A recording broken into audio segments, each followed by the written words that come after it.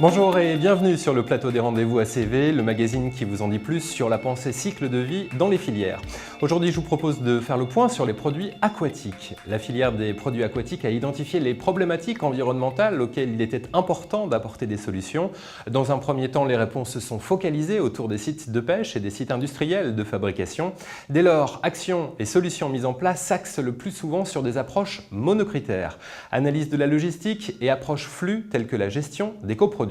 Au final, rares sont les entreprises à avoir intégré une pensée cycle de vie comme axe stratégique, pouvant s'illustrer par une approche produit. Alors quel est aujourd'hui l'enjeu stratégique de l'éco-conception pour la filière ?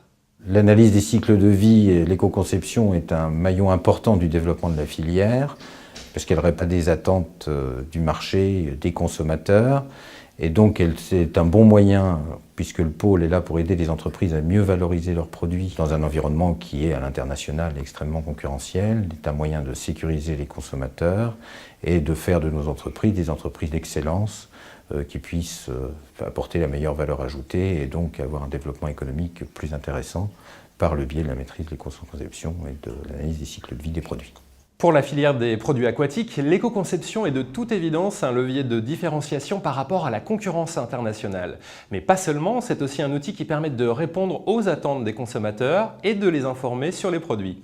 Madame Sergente de Copalis et Monsieur Le Teutour d'Unima nous livrent leur interprétation de la pensée cycle de vie. La notion de développement durable fait partie de l'essence même de la société qui s'est créée autour d'une problématique de traitement de ce qui était considéré comme un déchet. Le coproduit de poisson est devenu une véritable matière première et on se rend compte depuis quelques années que c'est une notion marketing très importante, le développement durable, que l'acheteur cherche à trouver cette notion dans son acte d'achat pour un produit du quotidien. Une démarche environnementale permet de réduire des coûts énergétiques, par exemple. Donc c'est vraiment par rapport à des pressions économiques aussi pour se différencier par rapport à la concurrence. Je pense que nous sommes aux prémices justement d'une grande histoire, que la prise de conscience donc, de l'environnement durable, d'une meilleure gestion de la mer et de la production des produits de la mer est en train de s'opérer. Donc on y vient progressivement,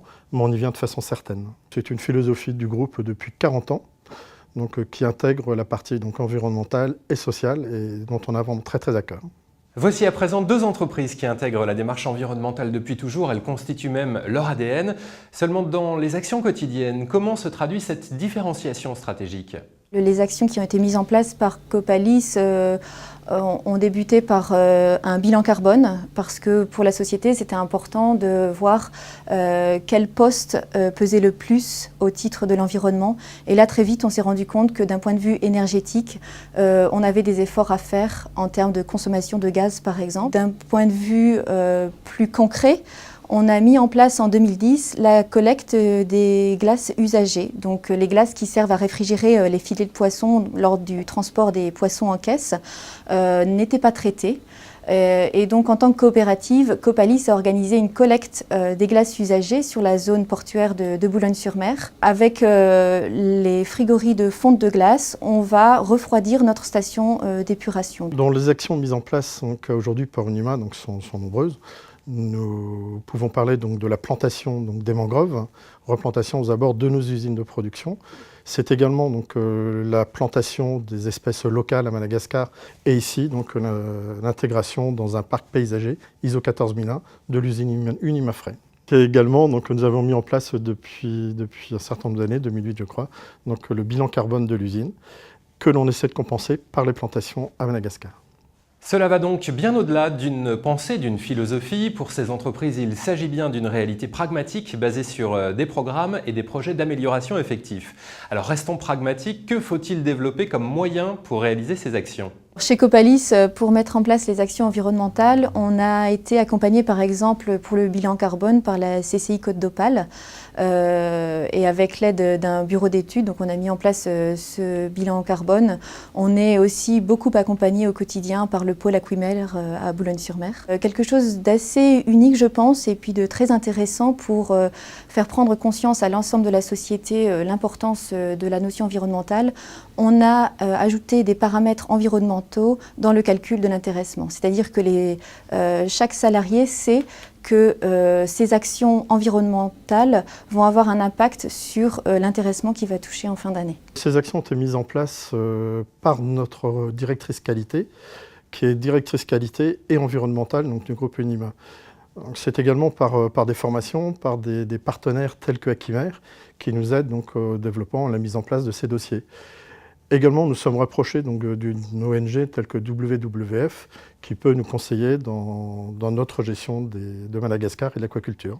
Cabinet d'études, association environnementale, pôle de compétitivité, compétences régionales. Selon les projets, de nombreux acteurs entourent ces entreprises. En région, la filière des produits aquatiques peut compter sur le pôle Aquimer et la plateforme Avenir. Les actions concrètes sont reprises dans une feuille de route et un plan d'action à court, moyen et long terme. Ces organismes restent bien sûr à leur disposition, leur répondent et leur permettent d'entrer et de progresser dans la démarche.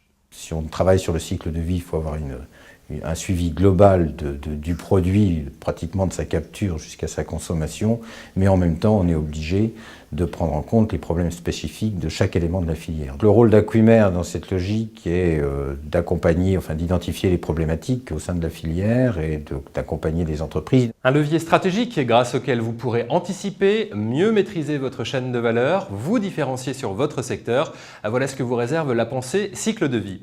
Vous voulez entrer dans le concret? Contactez la plateforme Avenir ou le pôle de compétitivité Aquimer.